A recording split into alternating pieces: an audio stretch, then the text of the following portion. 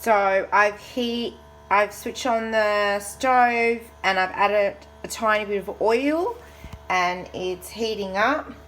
Then I throw in my onions.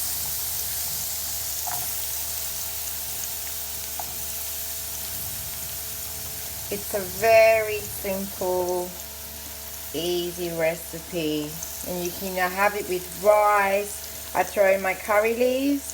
You can have it with some mashed potato or sweet potato and chicken. Yeah, and you just let this cook.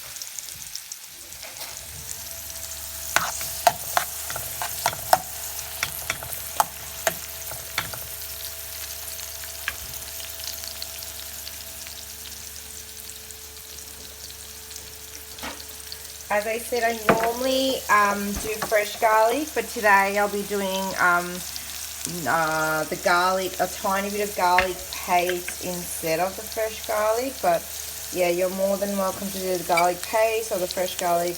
It's up to you.